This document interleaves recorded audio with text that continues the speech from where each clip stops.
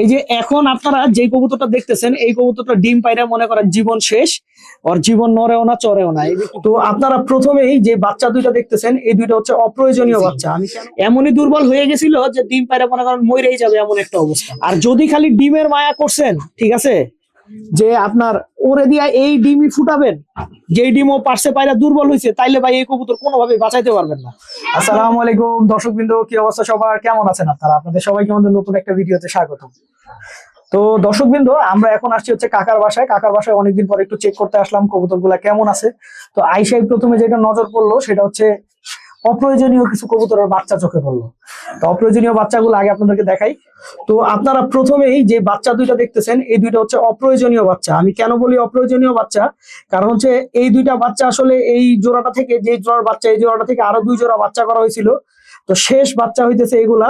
তো শেষ বাচ্চা তো আছেই, আবার পরের কথা হচ্ছে যে এই কবুতরগুলো খুব পক্স হয়েছে। তো যেহেতু পক্স হয়েছে এই কবুতরগুলো অটোমেটিক দুর্বল হবে, আর দুর্বল কবুতর থেকে কখনোই খুব ভালো ফলাফল আমরা আসলে পাবো না। এর জন্য আমার দৃষ্টিতে এগুলো অপ্রয়োজনীয়। আর এই ধরনের কবুতরের রোগ প্রতিরোধ ক্ষমতা বড় হইলে একেবারেই থাকবে না, এগুলো শুধু অসুস্থ হয়ে যাবে। কোনো রোগ হইলে সবার আগে অসুস্থ হয়ে যাবে। আমি এই ধরনের বাচ্চা কখনোই বাসায় রাখি না, এই ধরনের বাচ্চাগুলোকে বাদ দিয়ে দিই, কারণ এই ধরনের বাচ্চার কারণে অন্য ভালো কবুতর অসুস্থ হয়ে যায়। এখন কাকা রাখবে কি রাখবে না সেটা কাকার ব্যাপার, আমি আমার বলার কাজ বললাম যে এগুলো একদম অপ্রয়োজনীয় কবুতর। তো এখন যে দুইটা মাদি কবুতর দেখতেছেন এই দুইটা কিন্তু জোড়া না, এই দুইটা মাদি কবুতর। তো এই কবুতরগুলোর বাচ্চা করা হয়ে গেছে, বাচ্চা করার পরে এদেরকে রেস্টে দেওয়া হয়েছে, ঠিক আছে। তো এগুলা রেস্টে দেওয়া হয়েছে এবং এগুলা সবগুলা ডিম পাড়ার পরে দুর্বল হয়ে গেছিল, এমনই দুর্বল হয়ে গেছিল যে ডিম পাড়া মনে করেন মরেই যাবে এমন একটা অবস্থা। তো অলরেডি এখন আরো একটা কবুতর এখানে আছে যেটাও মনে করেন একেবারে মরার মতো অবস্থা, পুরো চিত হয়ে আছে, যে কোনো সময় মরবে। তো ওই কবুতরটা একটু পরে দেখাইতেছি।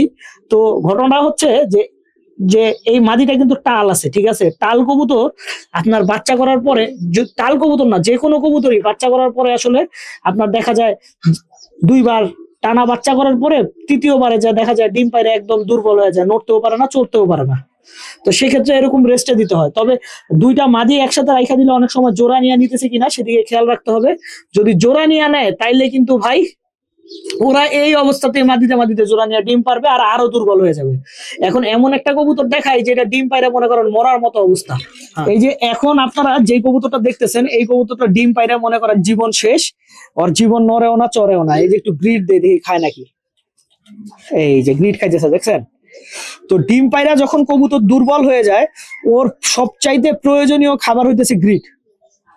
আপনি যত গ্রিড দিবেন ও তত তাড়াতাড়ি আসলে রিকভারি করবে, কারণ গ্রিডের মধ্যে অনেক ধরনের খনিজ পদার্থ থাকে, যে খনিজ পদার্থটা ওকে রিকভারি হতে সাহায্য করে। হ্যাঁ, তো আমি আশাবাদী যে এই গ্রিডটা খাওয়াইলে আলহামদুলিল্লাহ ও খুব দ্রুত আপনার রিকভারি করবে। আর এছাড়াও আরো কিছু ওষুধ ওকে খাওয়াইতে হবে, সেটা হচ্ছে কড লিভার অয়েল দিতে হবে, ক্যালটেট দিতে হবে।